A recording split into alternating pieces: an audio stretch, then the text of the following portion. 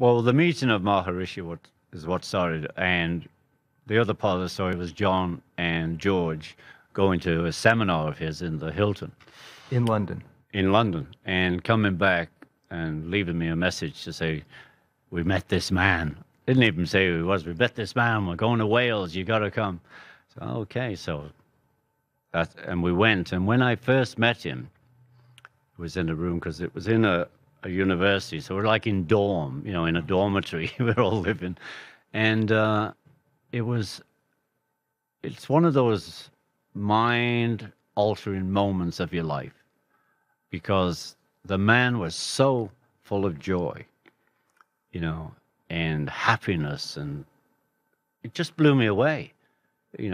On my best day, I never felt like he looked. Wow. It was so far out. I was just thought, I want some of that. You know what I mean? Yeah. I was the best thing that could happen. Where were you before that? What were you? Well, I never meditated in my life. But even just your head, No, my head was a bit in those last sort of 67. Mainly 67 was a bit confused. A lot of things were going on. And anyway, he was one of the people who helped me out of that. Just not that he said, here, right, I'm helping you out. He was helping everybody, but he seriously helped me. And was your philosophy of life, I mean, now you talk about peace and love. I do. Yeah, a lot. I mean, and I was there for your birthday, and yeah, because Elizabeth invited me for it, Hard Rock. Were you that way before? Did you? I remember hearing an interview. You said when you were a kid, you had some transcendent experiences. Well, as a kid, you have experiences, and you can't put that word on it. Who ever heard of that word? Yeah, no. You just felt. I just felt occasionally there was a power, but there was a power greater than myself. But I didn't know those words, and they stick with you, those moments, And one of them I've never talked about was in Greece, when we went on to Greece. We were looking to buy an island. I mean, how spiritual was that? We never bought the island, and we rented a boat with Magic Alex, we used to have working for us, who was Greek. And I was in a shop, and some vibe from the guy. I felt, wow, you know what I mean? I remember that guy. Why would I remember that? So there's a lot through life. You remember it's a moment, but there's no words you can put on it, really. It's just, there's a feeling, there's just a feeling. And the feeling was not normal happiness? Well, it wasn't a feeling I have every day. And it was like, wow, something's happened. I don't know what it is. I'm a kid. Right. I'm a grown-up. Something's happened. And, I've put those now onto sort of a spiritual moment, really. When you performed at Radio City Music Hall in 2009 for David Lynch Foundation, basically launched the David Lynch Foundation, you and Paul sang a song, Cosmically Conscious. Yeah, remember that? Cosmically Conscious of You. Yeah, Cosmically Conscious of You. And Maharishi himself would talk about those. He would say that. Yeah. So what was that? What did he? Well, he'd say stuff like that. And, one of my favorite stories, that we're all in India, and there was a lot of people there, and we were living at the ashram. You had to fight the monkeys off for your breakfast, and God forbid you wanted a bath, you'd have to get the scorpions out the way. There was all that side too, but, it was, this guy said, because Maharishi were talking, oh, yes, on the Kundalini shocks. And the guy said, excuse me, Maharishi, what are these Kundalini shocks? He said, no, sharks, not sharks. So there was a lot of fun. Anyway, I had great memories of it. I wasn't there long.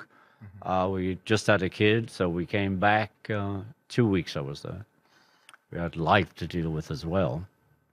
But that experience, or that whatever you learned from being around Maharishi, what I'm interested in is how that moment, because I know you've learned many things since then, was that a transformative moment where you suddenly realized, oh, there's something more inside? Yes, it was an absolute moment in Wales. I went into this room first time, I'd met the man, and the joy of the man was incredible. was incredible. You know, it was like it was positive. You know what I mean? It was like it was solid. And anyway, so that's what drew me in. And then he taught you to meditate. He gave you a mantra. He did. He gave me my mantra himself, same way I'm sure you do it, with an apple and a handkerchief. Yeah. And your experiences when you learned? Well, it was interesting when you learn, because you think, oh, am I doing it right? Am I doing it right? And, of course, I would go and ask him and the people around us at the time. And you just had to relax, because this was a new way of being. So you had to learn to relax behind it. And he had a great line, Maharishi. He said, you know, if you're if you go to meditate, you sit there quietly and you will be energized, which you are. You really energized. But he said, if you fall asleep, don't worry. You're just tired. You know, it was all very simple. It wasn't like, oh, and then, you know, way out and beyond. It was like, you're tired. That's why you fell asleep. Go with it. Nothing to fight, you know. I think people had a lot of misunderstandings about Maharishi. You know, the press made it into him to be many different things. Well, yeah, what the press do, don't they? Yeah. They say I'm 6 foot tall. You're not? Nope, 5'11" and a half. Okay, let's fast forward. Yeah.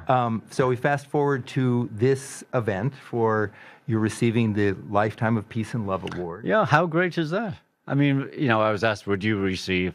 What do you mean, would I? Honored to receive. You know, it's great. And what is it, you know, you've come to know David, your sense of David and his work. The sense of David in his work is brilliant. I mean, he's doing a lot more than I am, and you, and, you know, the foundation. I mean, that's what it's working for. You know, I mean, the big one for me, of course, is the bringing meditation into schools. And, you know, and he was telling me that, you know, they know from the heads of schools that the violence has gone down. How far out is that? Yeah. You know? Particularly when kids are taking guns into school. I know. Yeah. Well, you know, it's in, like, hard schools it mainly goes in. And I don't know if he does like other schools as well, you know, if he's doing the Hollywood schools. I don't know. But, you know, so whatever he's doing, that is incredible. You have to support him for that. And now they're finding research that those same kids where the violence goes down, the grades get better. Yeah, yeah. Well, of course they do. Yeah. You know, it's like, you know, my dream with the peace and love sign. I'm putting my fingers up now, peace and love, radio listeners, that, you know, while I'm doing that, just while I'm doing that for those 2 seconds, that's all I'm thinking of. I'm not thinking of anything. I'm just saying peace and love. You know, and you feel it when you say it, peace and love. And, you know, the dream, I keep mentioning this dream, 1 day, 1 hour, 1 minute. You know, it's building up. I mean, since I started doing Ringo's birthday on the 7th of July, noon, wherever you are in the world, just stop, even if you're on a bus, I don't care, you're trying on shoes, whatever you're doing, at noon, just say peace and love. Just say peace and love. I was in Times Square. Yeah. Well, now it's... It was very powerful that day. It was very real, very powerful. You know, and I'm not there when they do it in Japan. They do it, you know, all over the world now, you know. They do it in South America. People are stopping to say peace and love.